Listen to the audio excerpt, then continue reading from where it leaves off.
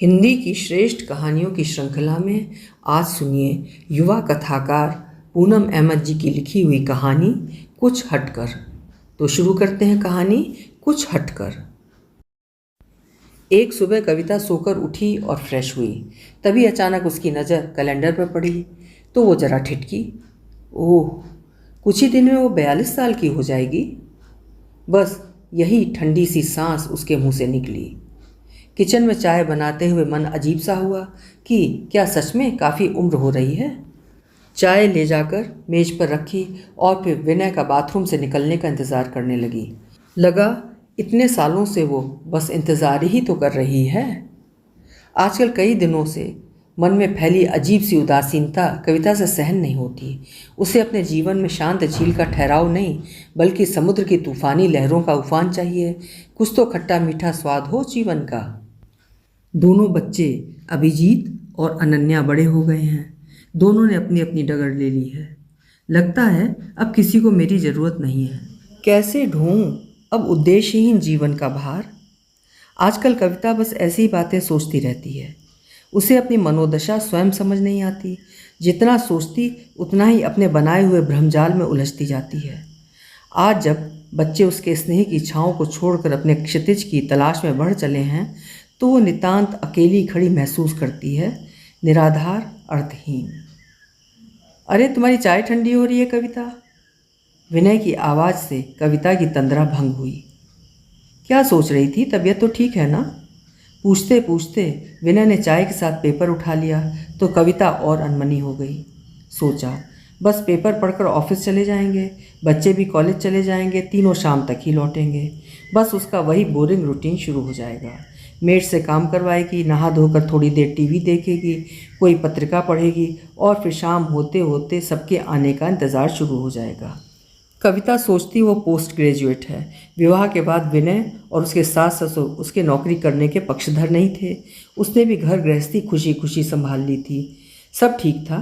बस इन सालों में कुछ कमी सी लगती है। वो अपने रूटीन से बोर हो रही है। आजकल उसका हटकर कुछ नया करने को जी चाहता है। इन्हीं ख्यालों में डूबे उसने दिन भर के काम निपटाए। शाम को सोसाइटी के गार्डन में सैर करने गई। ये अब भी उसकी दिनचर्या का सबसे प्रिय काम था। कविता आधा घंटा सैर करती, फिर गार्डन से क्लब हाउस के टेरेस पर जाने का जो रास्ता है वहाँ जाकर थोड़ी देर घूमती। टेरेस के नीचे बना स्विमिंग पूल देखना, उसमें हाथ पैर मारते छोटे छोटे बच्चे उसे बहुत अच्छे लगते। शाम को ज़्यादातर बच्चे ही दिखते थे। टीन एजर्स कभी कभी ही दिखते थे। पूल का नीलापन जैसे आसमान का आईना लगता। वो नीलापन कविता को आकर्षित करता। वो खड़ी खड़ी कभी आसमान को देखती तो कभी स्विमिंग पूल के नीलेपन को। क्लब हाउस का पास तो कविता के पास था ही। अतः एक दिन वो ऐसे ही टहलते टहलते पूल के पास पहुंच गई और फिर किनारे पर रखी चेयर पर बैठ गई। स्विमिंग पूल से पानी की हल्की हल्की आवाज़ें आ रही थीं। अतः पानी में जाने की तीव्र इच्छा उस पर हावी हुई। ऐसा तो पहले कभी नहीं हुआ था। उसके अंदर जैसे किसी ने कहा, कुछ हटकर करना है ना तो स्विमिंग ही क्यों नहीं। दिल किया वो अभी इसी समय अपने इस एहसास को किसी के साथ बांटे। पूल में उतरने और तैरने के ख्याल से वो उत्साहित हो गई। हाँ, ये ठीक रहेगा। वो हमेशा स्विमिंग से डरती है। पानी से उसे डर लगता है। जब भी जुहू या किसी और बीच पर जाती है हमेशा पानी से दूर टहलती है। 2 साल पहले जब चारों गोवा घूमने गए थे उसे बहुत मज़ा आया था, लेकिन वो लहरों के बीच जाने से कतराती रही थी। पिछले साल फिर जब उसने विनय से गोवा चलने के लिए कहा तो अभिजीत और अनन्या दोनों ने कहा, मम्मी आपको गोवा जाकर क्या करना है? आपको दूर दूर किनारे ही तो घूमना है। उसके लिए तो यहीं मुंबई में ही जुहू बीच पर चली जाया करो। कविता क्या करे, उसे लहरों के अंदर घबराहट सी होती है और ये घबराहट उसे पहले नहीं होती थी। ये तो 10 साल पहले जब विनय की पोस्टिंग नई नई ठाणे में हुई थी तो वे घर के पास ही स्थित टिकुजी निवाड़ी वाटर पार्क में गए थे। वहाँ पहुंचकर कविता बहुत उत्साहित थी। ये किसी वाटर पार्क का उसका पहला अनुभव था। वहीं एक स्लाइड के नीचे आते हुए उसका संतुलन बिगड़ गया और वो सिर के बल पानी में गिर पड़ी और घबराहट में स्वयं को संभाल नहीं पाई। विनय ने ही उसे सहारा देकर खड़ा किया। वे कुछ क्षण जब उसे अपनी सांस रुकती हुई लगी थी उसे अब तक याद है। और आज जब कुछ नया करने की इच्छा है तो वो क्यों न पानी में उतर जाए। वो मन ही मन संतुष्ट हुई। हाँ, स्विमिंग ठीक रहेगी। और विनय और बच्चों को अभी नहीं बताऊंगी, वरना इस उम्र में ये शौक देखकर वे तीनों हंसेंगे। ये तो मैं अपने लिए करूंगी, कई सालों में, बहुत दिनों बाद। जो मैं चाहती हूँ वो करूंगी, ना कि वो जो सब सोचते हैं। उसने अभी से अपने को युवा सा महसूस किया। पानी के किनारे बैठे बैठे अपनी योजना को आकार दिया। फिर उत्साहित कदमों से रिसेप्शन पर गई और पूछा, लेडीज़ कोच है? इस समय बस बच्चों के लिए ही एक कोच आता है। लेडीज़ के लिए बैच गर्मियों में शुरू होगा, रिसेप्शनिस्ट बोली। अभी तो नवंबर है। कविता को अपना उत्साह काफूर होता लगा, लेकिन बस पल भर के लिए। फिर उसका उत्साह ये सोचते ही लौट आया कि वो खुद को अपने बलबूते स्विमिंग सीखने की कोशिश करेगी। घर आकर कविता मन ही मन प्लानिंग करती रही। विनय ने हमेशा की तरह टीवी देखा, लैपटॉप पर काम किया। बच्चे भी अपने अपने क्रियाकलापों में व्यस्त थे। किसी ने उसके उत्साह पर ध्यान नहीं दिया। वो भी चुपचाप क्या करना है, कैसे करना है, सोचती रही। अगले 3 दिनों के जाने के बाद कविता स्विम सूट खरीदने मार्केट गई। उसे बड़ा अजीब लग रहा था। उसने शरीर को ज़्यादा से ज़्यादा ढकने वाला स्विम सूट खरीदा, ट्रायल रूम में पहनकर देखा और मन ही मन संतुष्ट हुई। सैर करते रहने से फिगर अभी ठीक ही थी। वो खुश हुई। अगले 8-10 दिन वो पूल के किनारे बैठ जाती, बच्चों को देखती, कैसे वे पानी में पैर मारते हैं, कैसे बाहें चलाते हैं, किस तरह उनके पैर उन्हें आगे ढकेलते हैं, और कैसे ये सब वे सांस खींचकर हवा को अपने अंदर भरते हैं।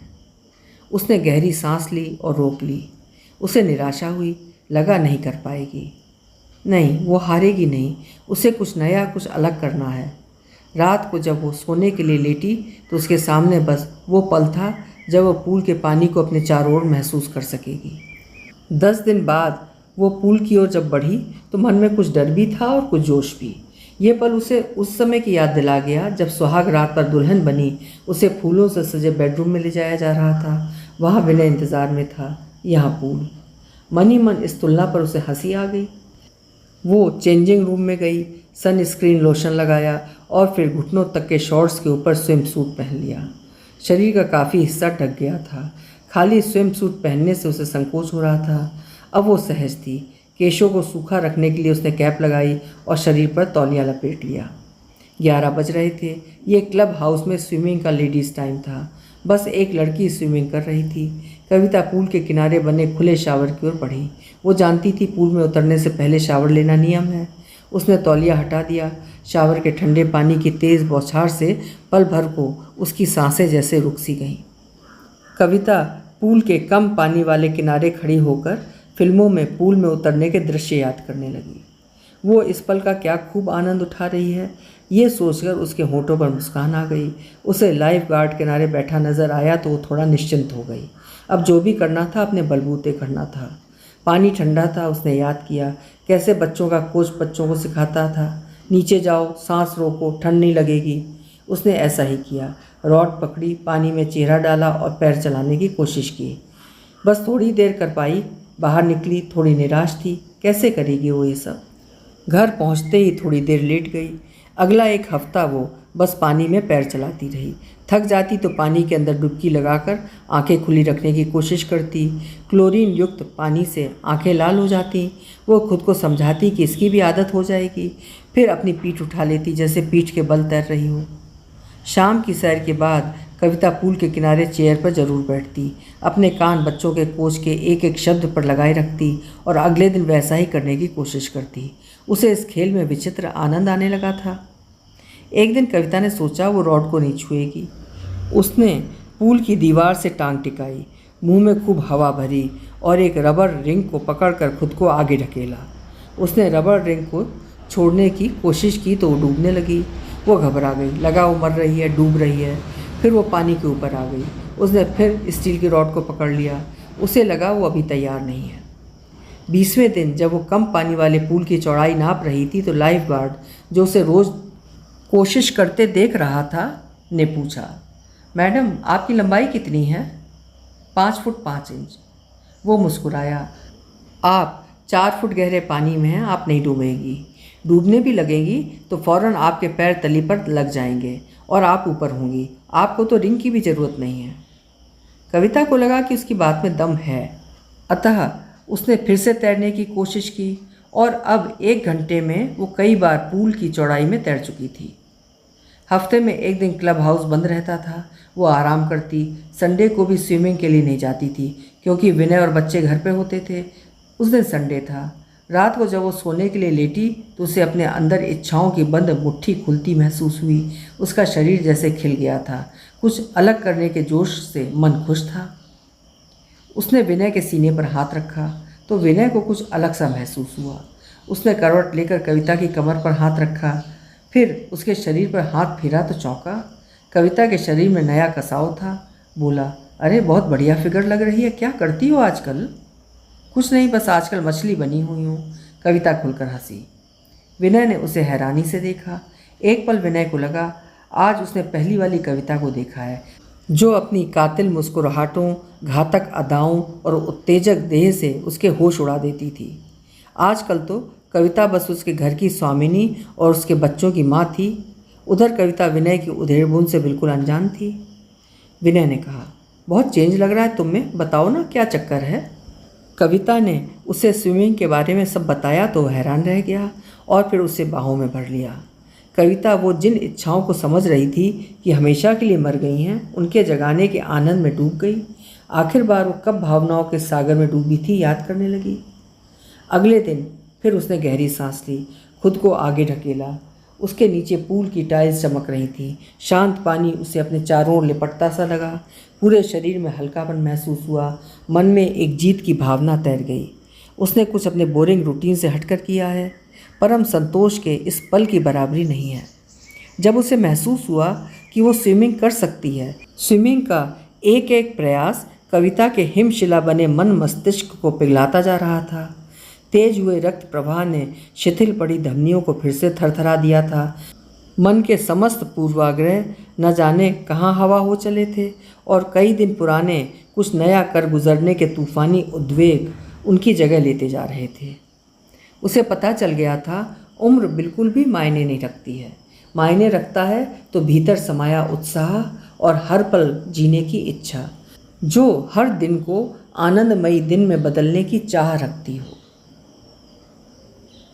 अभी आप सुन रहे थे पूनम अहमद जी की लिखी हुई एक प्रेरणादायक कहानी कुछ हटकर। आशा है कहानी आपको ज़रूर पसंद आई होगी। कल मिलेंगे फिर किसी उम्दा कहानी के साथ। आपका समय शुभ हो।